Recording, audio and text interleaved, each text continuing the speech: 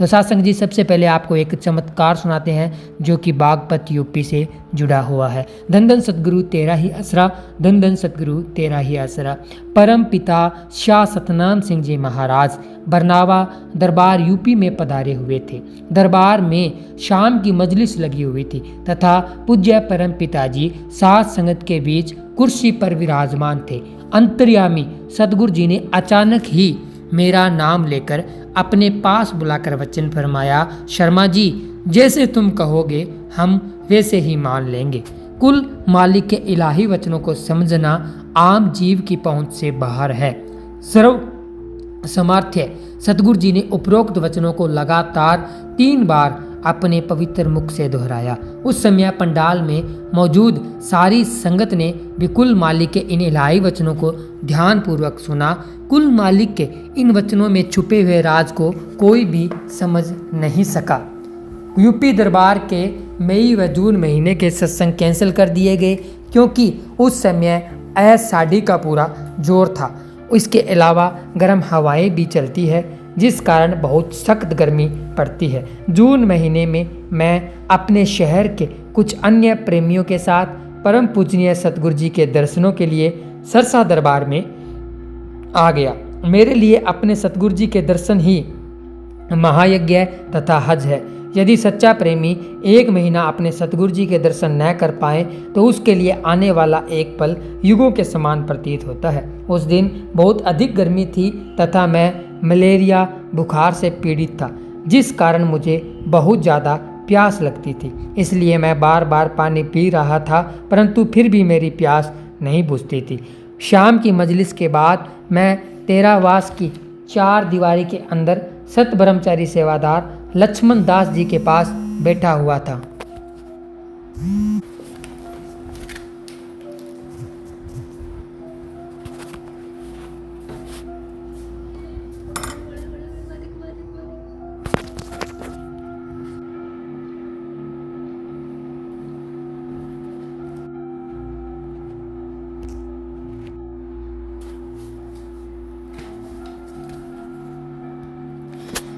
दीवारी के अंदर सत ब्रह्मचारी सेवादार लक्ष्मण दास जी के पास बैठा हुआ था।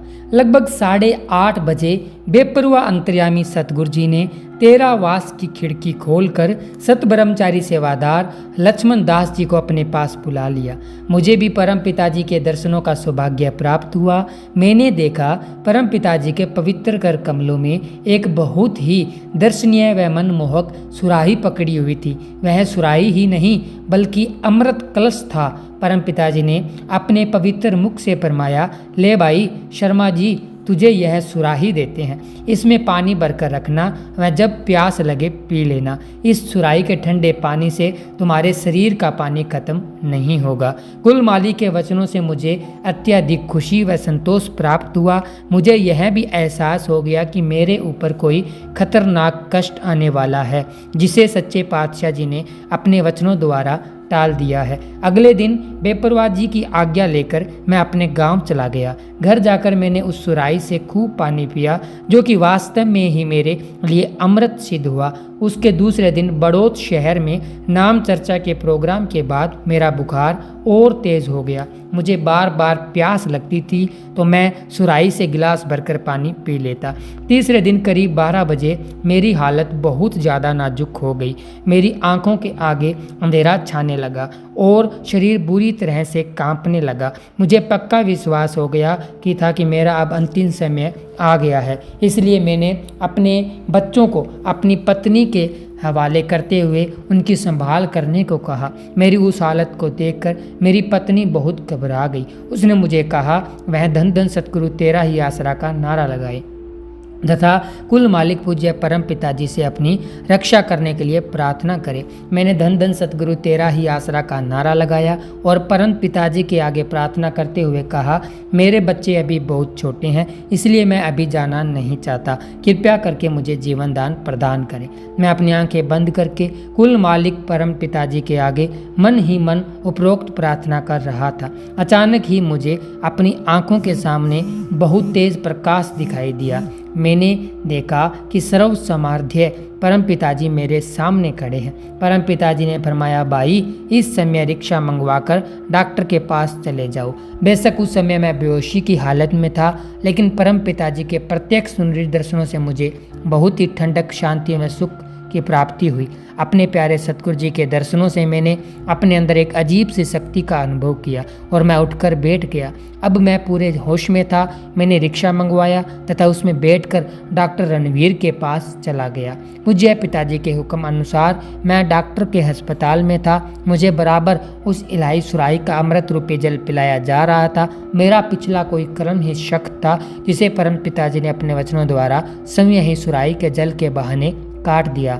डॉक्टर साहब ने बताया, तुझे 108 डिग्री के करीब बुखार है। इतना तेज बुखार होने पर मरीज के शरीर में से पानी बिल्कुल ही खत्म हो जाता है। उसके दिमाग की नाड़ियां फट जाती है और उसकी मृत्यु हो जाती है। इससे स्पष्ट हो जाता है कि मेरी बेपरवाह परम पिताजी ने स्वयं रक्षा की और मुझे इस प्रकार से नया जीवन प्रदान किया। उपरोक्त घटना को देखकर मुझे व अन्य प्रेमीजनों को परम दयालु कुल मालिक के उन वचनों का ख्याल आया जो परम पिताजी ने दरबार में पवित्र मुख से फरमाए थे, शर्मा जी जैसा तुम कहोगे हम वैसा ही मान लेंगे। अपना अंतिम समय नज़दीक समझकर मैंने पूज्य परम पिताजी के चरणों में जीवन दान की भीख मांगी थी। इसलिए शहंशाह जी ने अपने पवित्र मुख वचनों के अनुसार मुझे मौत के मुंह से निकाल कर नया जीवन दान दिया। सतगुरु परम पिताजी ने सुराही के जरिए मेरे शरीर का पानी खत्म नहीं होने दिया। मेरे इतने सख्त कर्मों को शहंशाह जी ने सूली से सूल बनाकर भुगतवा दिया। तिल बदे न राही घटे जो लिख दी करतार। बेशक संत महात्माओं के उपरोक्त वचन 100% सत्य में असदा अटल है, परंतु पूर्ण संत सतगुरु स्वयं ही सब कुछ करण करावन हार होते हैं। इसमें कोई शंका नहीं कि मेरा वह अंतिम समय था। अंतर्यामी परम पिताजी ने 2 महीने पहले ही मुझे मेरे उपरोक्त समय के बारे में इशारा कर दिया था तथा साथ ही वचन भी दे दिया था कि वैसा ही करेंगे और साथ ही वचन भी दे दिया था कि वह जैसा कहेंगे हम वैसा ही मान लेंगे। इस प्रकार सर्व सामर्थ्य परम पिताजी ने मेरी मृत्यु की घड़ी को अपनी अपार रहमत से टालकर मुझे एक प्रकार का नया जीवन प्रदान किया। वास्तव में मैं प्रेमी को अपने सतगुरु व पूर्ण भरोसा होना चाहिए। इस प्रकार प्रेमी कुल मालिक की तमाम बरकतों को प्राप्त कर सकता है। धन धन सतगुरु तेरा ही आसरा, धन धन सतगुरु तेरा ही आसरा। सरसा शहर से बेपरवाह मस्ताना जी महाराज के समय का एक पुराना सत्संगी प्रेमी राम शरण खजांची बेपरवाह जी के एक अनोखे अद्भुत करिश्मे का वर्णन इस प्रकार करता है। सन 1958 के शुरू की बात है। बेपरवाह मस्ताना जी उस समय डेरा सच्चा सौदा किकरावाली तहसील नौहर जिला हनुमानगढ़ में ठहरे हुए थे। सर्दी के दिन थे। डेरे की तामीर चिनाई भी नई हुई थी। गारे की ताजा लिपाई हुई थी।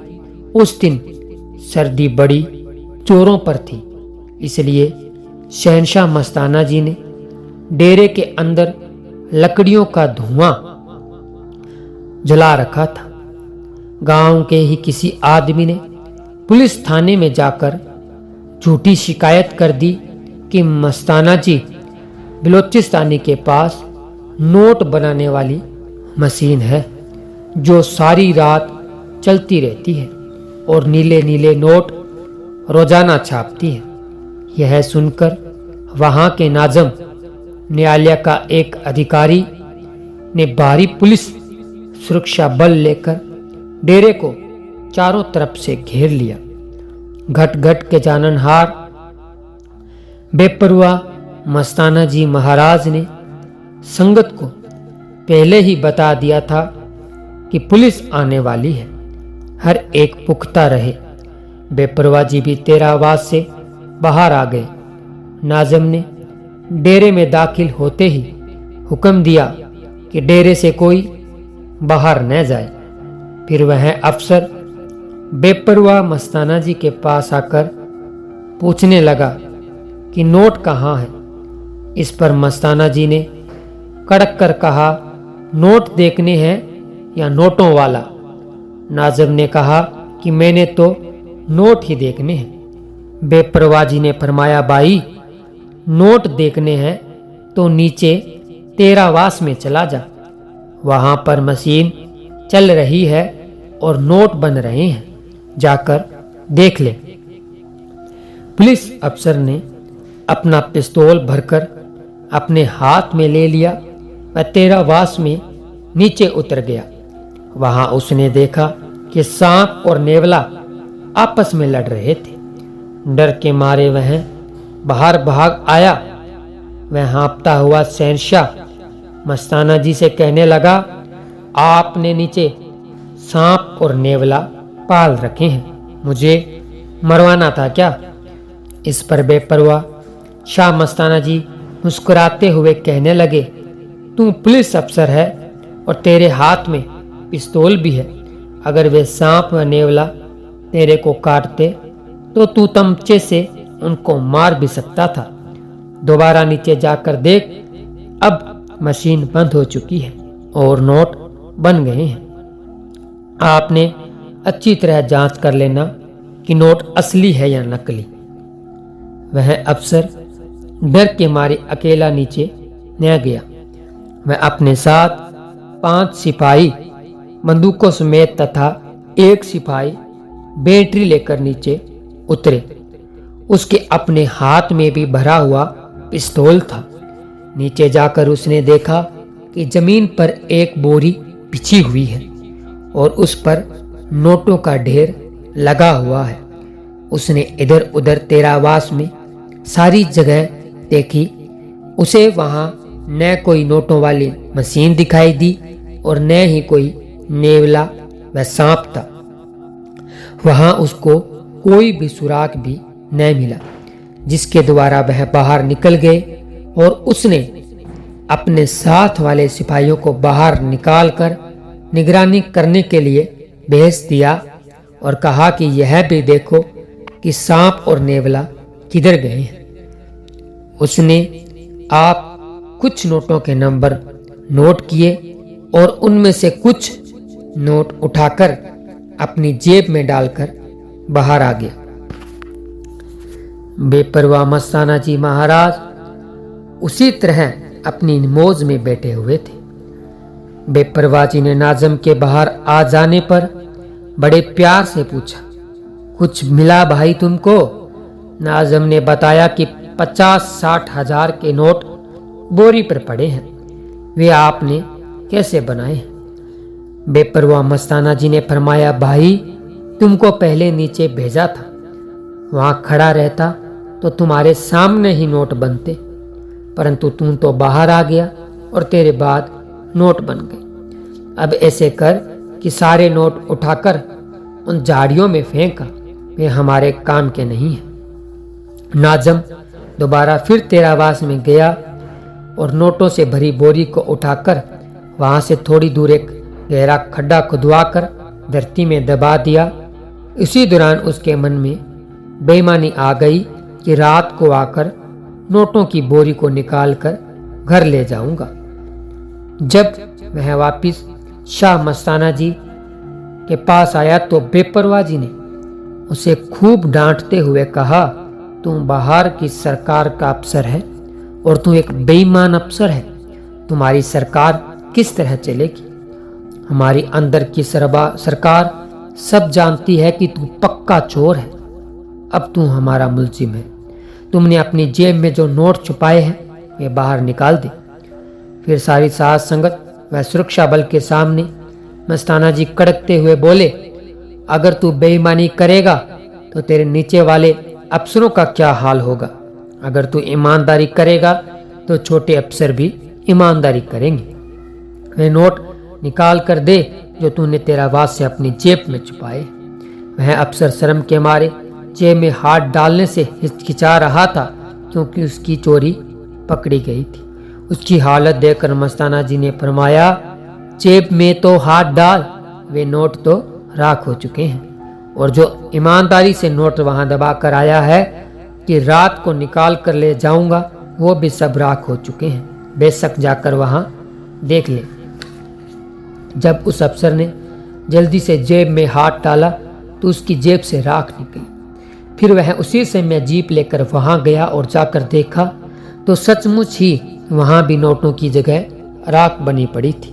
इस पर अफसर बहुत शर्मिंदा हुआ और वापस आकर बेपरवाह मस्ताना जी के चरणों में गिरकर क्षमा याचना करने लगा। वह कहने लगा कि उसे भी नाम दे दो। दयालु दातार बेपरवाह जी ने उसे उपदेश देते हुए फरमाया, भाई बेईमानी छोड़ दो, हक हलाल की खाओ और आगे के लिए किसी का दिल न दुखाना। जब तू ऐसा बन जाएगा तब हम तुम्हारे घर जाकर तुमको नाम देंगे। संत महात्मा बहुत दयालु होते हैं। वे सभी लोगों पर ही अपनी रहमत की वर्षा करते हैं, चाहे वह किसी भी तरीके से उनकी शरण में आता है। बेपरवाह मस्ताना जी के अजीब खेल को देखकर उस अफसर का अहंकार चकनाचूर हो गया। अब उसके मन में दीनता नम्रता आ गई। दीनता नम्रता प्रेम ही तो मालिक को पसंद है। बेपरवाह जी इस पर बहुत खुश हुए और उन्हें क्षमा करते हुए फरमाया, भाई तुम बाहर जाकर कहोगे कि हम गरीब मस्ताने के पास गए थे और वहां से खाली आ गए। हम इसलिए तुम्हें खाली नहीं जाने देंगे। तुम्हें सावन शाही के इलाही खजाने से इनाम देते हैं। यह कहकर बेपरवाह जी ने नाजम को 100 रुपए तथा सभी सिपाहियों को 10-10 रुपए के नए नए नोटों के हार पहनाए। इस प्रकार वे सभी कुल मालिक बेपरवाह मस्ताना जी का यश करते हुए चले गए। धन धन सतगुरु तेरा ही आसरा, धन धन सतगुरु तेरा ही आसरा।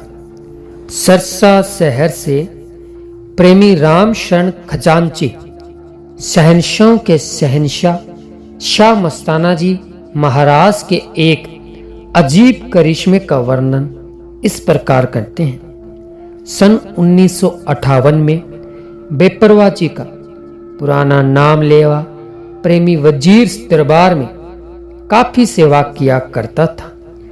इस कारण उसके मन में अहंकार आ गया कि डेरा सच्चा सौदा का काम उसी के सहारे चल रहा है। अगर वह डेरे में न आए तो डेरे का सारा काम रुक जाएगा। यह सोचकर प्रेमी ने दरबार में आना बंद कर दिया।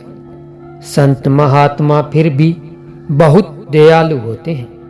वे चाहते हैं कि किसी तरह जीव का प्रेम मालिक से बना रहे। यह सोचकर शहंशाह जी ने उसके घर बुलावा भेजा। बुलाने पर भी वह कभी आ जाता और कभी नहीं। दरबार के 50 नंबर कमरे के पास जो 2 नीम के बड़े पेड़ हैं, इनके पास ही पहले बेपरवाह जी के समय में एक नल हेडपंप हुआ करता था। एक दिन बेपरवाह शाह मस्ताना जी उसी नीम के पेड़ के नीचे खड़े थे। वह प्रेमी भी वहां आ गया। उस समय भी वह अपने पूरे अहंकार में बेपरवाह जी के पास खड़ा था। इस पर शहंशाह जी ने फरमाया, बताओ आसमान के नीचे कौन सा खंभा लगा है जिसके सहारे यह खड़ा है? तू समझता है कि सच्चा सौदा मेरे सहारे है और मेरे बगैर चल नहीं सकता। यहां लाखों वजीर धक्के खाते फिरते हैं, मस्ताना उनकी तरफ मुंह भी नहीं करता। तेरे दिल में तो अहंकार है कि मैं ही सच्चा सौदा को चला रहा हूं।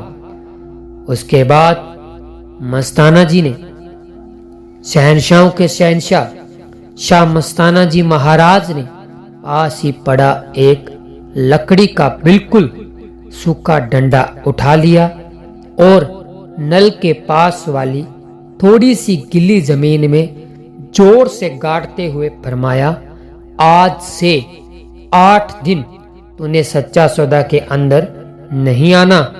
अगर आएगा तो मारेंगे। 8 दिन के बाद आना। 8 दिन के बाद अगर यह सूखा डंडा हरा न हुआ तो हम फकीरी छोड़ देंगे। 8 दिन तक वजीर घर में बहुत ही बेचैन रहा।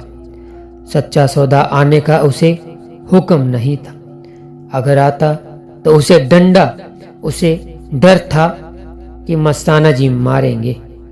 8 दिनों के बाद वह दरबार में आया। उस समय बेपरवाह मस्ताना जी तेरावास के बाहर खड़े थे। शहनशाह जी उसके आते ही उसे उस डंडे के पास ले गए और फरमाया, अरे इसे ध्यान से देखो। सचमुच ही वह सूखा डंडा हरा हो गया था और उसमें छोटी छोटी नई नई कोपलें निकल आई थी। सच्चे पातशाह जी का यह अनोखा करिश्मा देखकर वजीर बेपरवाह जी के चरणों में गिर पड़ा और फूट फूट कर रोने लगा। फिर उसने दोनों हाथ जोड़ और कान पकड़कर शहनशाह जी से माफी मांगी और कहने लगा, साईं जी मुझसे बहुत भारी गलती हो गई है, मुझे बख्श दो। मैं आगे से ऐसी कोई भूल नहीं करूंगा। मेरे मन ने ये गलती करा दी है। सर्व समार्थ बेपरवाह मस्ताना जी महाराज ने पूरी कड़कती आवाज में वचन फरमाया, जिस ताकत के सहारे यह सच्चा सौदा है, वही जमीन आसमान को बनाने वाली है। सब कुछ उसी के अधीन है और वह ताकत सब कुछ कर सकती है। सावन शाह साईं निरंकार की ताकत एक पल में ही जल को थल तथा थल को जल कर सकती है, परंतु ऐसा हुक्म नहीं है। परमात्मा तथा अहंकार का तो शुरू से ही वेर चला आ रहा है। जहां परमात्मा वहां अहंकार का नाम निशान नहीं होता, और जहां अहंकार है प्रभु परमेश्वर, वहां से करोड़ों कोस दूर रहता है। प्रेम ही परमात्मा सतगुरु का प्रकट स्वरूप है, और जहां प्रेम नहीं वहां पर कुछ भी नहीं है। अर्थात सब कुछ सुनसान व शमशान के समान है। सतगुरु सदा जीव पर भलाई ही करता है और उसे हर तरह से समझाकर सही मार्ग पर चलाने की कोशिश करता है कि कहीं वह अपना अकाज न कर ले। अहंकारी मन अपने सतगुरु के वचन भी नहीं सुनने देता। इसलिए प्रेमी भी अहंकार के कारण अपने आप को ही सच्चा सौदा को चलाने वाला मान बैठा था। वह दरबार का पुराना वफादार प्रेमी था, परंतु मन में अहंकार आने से सतगुरु के दर से दूर होता जा रहा था। सतगुरु अपने हर जीव, खासकर अपने सेवादार की हर तरफ से संभाल करते हैं, चाहे उन्हें कुछ भी करना पड़े। वे अपने सेवादार प्रेमी को गुमराह होने से बचा लेते हैं, चाहे उन्हें थोड़ी बहुत अपनी ताकत का भी प्रदर्शन क्यों न करना पड़े। इसलिए बेपरवाह जी को उपरोक्त सारा खेल करना पड़ा था। धन धन सतगुरु तेरा ही आसरा, धन धन सतगुरु तेरा ही आसरा। तो सतगुरु प्यारे की प्यारी साध संगत जी, आप सभी ने देखा कि साईं शाह मस्ताना जी महाराज ने लाइव कितना बड़ा रूहानी चमत्कार दिखाकर एक प्रेमी के मन में आए अहंकार को तोड़ा। और ये बात बिल्कुल सही है। अगर हम अहंकार में आकर सेवा सिमरन छोड़ देते हैं तो उसमें नुकसान हमारा ही है, क्योंकि हमारे जैसे करोड़ों अरबों लोग इस दुनिया में आए हुए हैं और सतगुरु को सबका फिक्र है, कुल मालिक को सबका फिक्र है। लेकिन हम अगर सेवा सिमरन नहीं करेंगे, वचनों पर पहरा नहीं देंगे, तो हमें खुशियां कैसे मिलेगी। हम सोचने वाली बात है, 10 से 15 मिनट का सिमरन कितना होता है। 10 से 15 मिनट का सिमरन करके भी हम लाखों गुना खुशियां पा सकते हैं, हजारों गुना खुशियां पा सकते हैं। इसलिए सतगुरु प्यारे की प्यारी साध संगत जी, हमेशा सतगुरु के वचनों में रहते हुए, सेवा सिमरन करते हुए आप रूहानियत के मार्ग पर आगे बढ़ते रहिए, तो वो परम पिता परमात्मा सतगुरु जी हमें किसी भी प्रकार की कोई भी कमी हमारी जिंदगी में नहीं आने देंगे। और ये आप सभी को पता है, ये एक तजुर्बा है लाखों डेरा प्रेमियों का, जिन्हें के पास कुछ भी नहीं था, साइकिल तक की औकात नहीं थी, लेकिन जब वो डेरा सच्चा सौदा से जुड़े, जब उन्होंने डेरा सच्चा सौदा से नामदान प्राप्त किया, उसके बाद में जब वो सतगुरु के वचनों के ऊपर अमल करने लगे तो उन्होंने देखा कि उनकी जिंदगी में बहुत बड़ा बदलाव आया। धीरे धीरे उनके घरों में साइकिल तो छोड़िए, गाड़ी, कार, बंगला, हवाई जहाज में उड़ार तक उनकी होने लगी। और ऐसे प्रेमी जिनको भयानक रोग लगे हुए थे, और जब वो जुड़े डेरा सच्चा सौदा के साथ, जब उन्होंने श्रद्धा भावना से सतगुरु के दिए हुए अनमोल नाम का सुमिरन किया, तो देखा कि उस सुमिरन में इतनी शक्ति थी कि जिनके कैंसर जैसे रोग थे वो पलों में कट गए और उन्हें पता भी नहीं चला। यहाँ तक कि आप सभी को पता है कि डॉक्टर भी ये देखकर हैरान रह जाते हैं कि ये रोग गया कहाँ। इसे तो बहुत भयानक रोग था और वो कुछ दिन पहले तो रिपोर्ट में आया था, लेकिन अब वो रोग गया कहाँ। तो सतगुरु प्यारे की प्यारी साध संगत जी, सतगुरु के हाथ बहुत लंबे हैं। बस आप उनके वचनों को मानकर थोड़ा समय सुमिरन में जरूर लगाएं, फिर रिजल्ट आपके सामने होगा। और बहुत सारे ऐसे मालिक के प्यारे हैं जिन्हें सब कुछ पता है और आज ज्यों के त्यों उस परम पिता परमात्मा के नाम के साथ जुड़े हुए हैं, तो वो भी धन्य धन्य कहलाने के लायक है। अगर वीडियो अच्छी लगे तो वीडियो को लाइक, शेयर, चैनल को सब्सक्राइब करें। मिलेंगे एक और नई रूहानी वीडियो में, तब तक के लिए धन्यवाद। धन धन सतगुरु तेरा ही आसरा, धन धन सतगुरु तेरा ही आसरा।